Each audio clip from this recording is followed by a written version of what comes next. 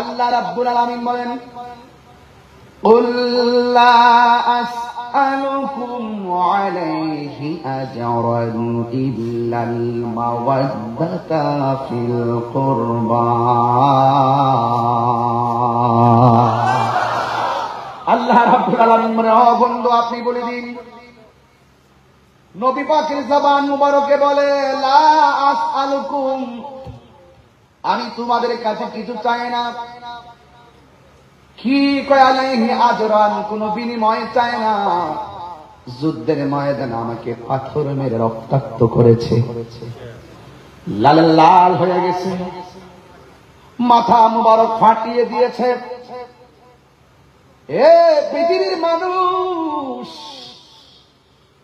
আমাকে রক্তাক্ত করে মাটিতে ফেলে রেখেছে, দন্ত মুবারক ভেঙেছে।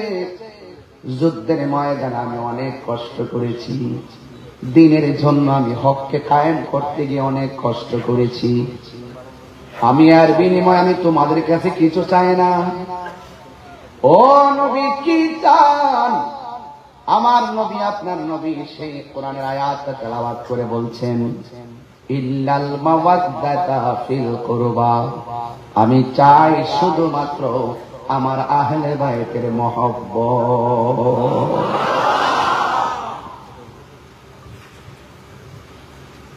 তাইলে বোঝা গেল মহব্বত আর ইবাদত এক জিনিস না। এই জায়গার মধ্যে অনেকে ঘোলা পানিতে মাছ শিকার করার চেষ্টা করে, কয় আমল হলো সবকিছুর মূল। আমি বলি আমল সবকিছুর মূল না, আমল হলো ডালপালা। গাছের মূল না থাকলে ডালপালা টিকে না। আমার নবী হলো ইমানের মূল, আর নবীকে ভালোবাসার মাধ্যমে আমল কবুল হয়, ঠিক কিনা?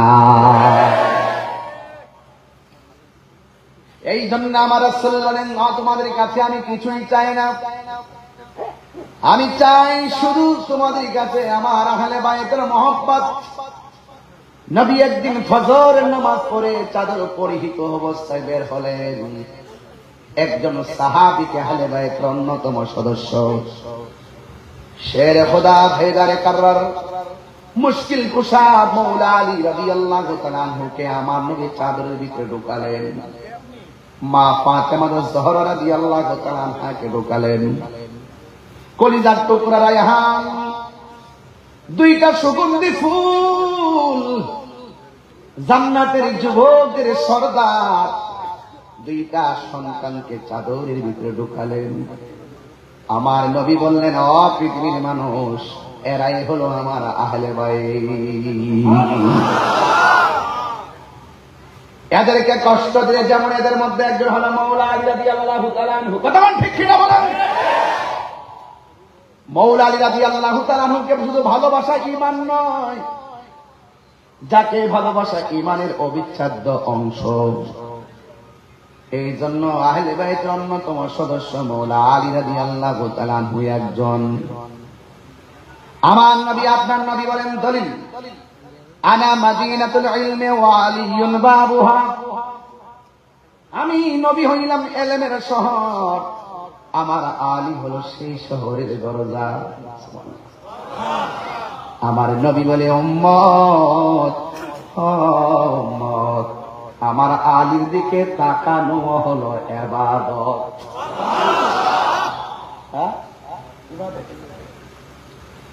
এরপরে আমার নবী আপনার নবী বলেন, মান আহাব্বা আলিয়ান ফাকাদ আহাব্বানি ওয়া মান আহাব্বানি ফাকাদ আহাব্বাল্লাহ ওয়া মান আবগাদা আলিয়ান ফাকাদ আবগাদানি ওয়া মান আবগাদানি ফাকাদ আবগাদাল্লাহ। যারা আমার আলীকে ভালোবাসবে তারা যেন আমি নবীরে ভালোবাসলো, আমি নবীরে যে ভালোবাসলো গো, তারা স্বয়ং আমার আল্লাহকে ভালোবাসলো। আমার আলীকে যে কষ্ট দেয় সে যেন আমি নবীর কষ্ট দেয়, আমি নবীর যে কষ্ট দেয় লাহুম আযাবুন আলীম।